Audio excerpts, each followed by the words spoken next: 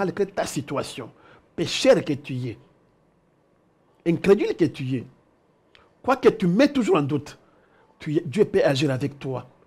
Quand il va te sanctifier, quand il va sanctifier ta bouche, ton cœur, tes mains et tes pieds, tu entendras la voix d'Alter pour te dire comme Esaïe, qui enverrai-je? En ce moment-là, Esaïe avec Dieu, mais voici. Tu te poses des questions, pourquoi? Parce que jusqu'à présent, tu n'es pas encore... C'est après la sanctification qu'on va entendre la voix du Fils de l'homme. C'est après la sanctification que la mission sera mise devant toi, que tu puisses accepter pour faire quelque chose. Et maintenant là, regarde la situation de ta famille. Et maintenant là, regarde ce qui se passe dans votre tribu.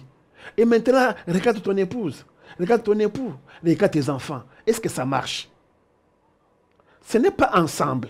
Ce n'est pas pour dire que moi, je suis abandonné, moi, personne... Non, non, non, non, non, non. Que tu sois abandonné. Que personne ne pense à toi, mais il y a quelqu'un qui peut penser à ta place. Il y a quelqu'un qui peut prendre ton fardeau. Il y a quelqu'un qui peut te guérir. Il y a quelqu'un qui peut te protéger. Il y a quelqu'un qui peut t'élever. Son nom, c'est Jésus-Christ de Nazareth. Il a toujours triomphé. Il a vaincu la mort. Mais si la mort, Christ l'a vaincu, qu'est-ce qui sera encore difficile devant toi pour que ces dieux, si miséricordieux, ne puissent pas t'accorder aussi ce que tu as besoin? Je ne vous prêche pas parce qu'aujourd'hui il y a la coronavirus. Je vous prêche parce que la parole de Dieu est vivante et efficace. Et la parole de Dieu reste éternelle dans notre vie. Nous aurons toujours besoin de la parole de Dieu. La parole de Dieu est là pour les pauvres, pour les riches, pour les malades, ceux qui sont en bonne santé, pour les intellectuels, pour les non-intellectuels. La parole de Dieu nous englobe tous.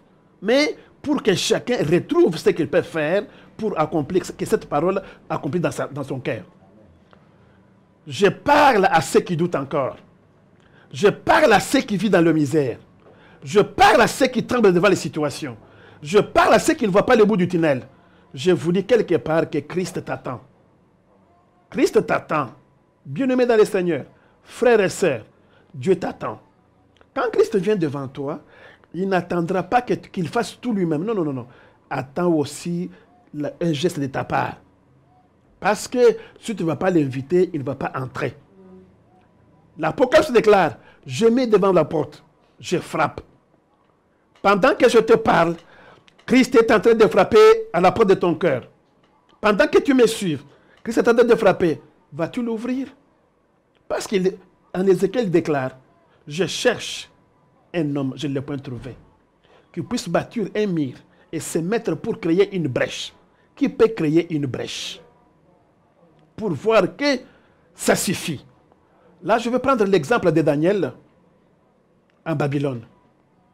À lui seul, quand il a découvert qu'ils vivent dans l'esclavage, ce n'est pas par leur faute. Pourquoi? Parce que c'est pour les péchés de leurs aïeux. Daniel seul a pris le fardeau de tout un peuple. Daniel a fait le jeûne et prière pendant 21 jours jusqu'à ce que Dieu l'a envoyé un ange pour lui répondre. Daniel seul a changé le destin d'Israël. Daniel seul a amené Israël à sa liberté. Mais pourquoi pas toi? Je ne parle pas d'un ange. Je parle d'une personne comme toi. Daniel, qui par ses deux genoux a changé la situation d'Israël. Qui par lui, l'esclavagisme a été vaincu par Dieu. Sachez-le bien aimé, si tu ne découvres pas ce qui t'amène à la situation que tu vives, ça va toujours continuer, ça va perdurer.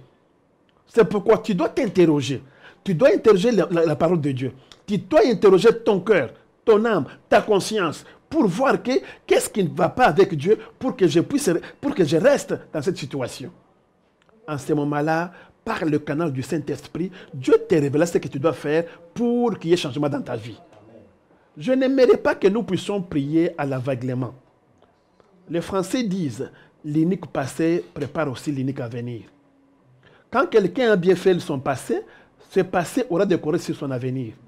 Bien-aimé, ne regarde pas ce que tu vis aujourd'hui. Ne te lamente pas parce que tu es malade.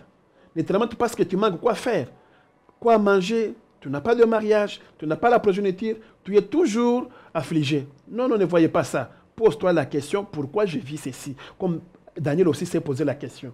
Pourquoi nous sommes ici à Babylone en esclavage? Nous demandons à Dieu, il nous répond. Nous sommes malades, Dieu nous guérit. Mais pourquoi Dieu est incapable de briser ces liens d'esclavage? Même toi aussi aujourd'hui, je vais te donner une matière à réflexion.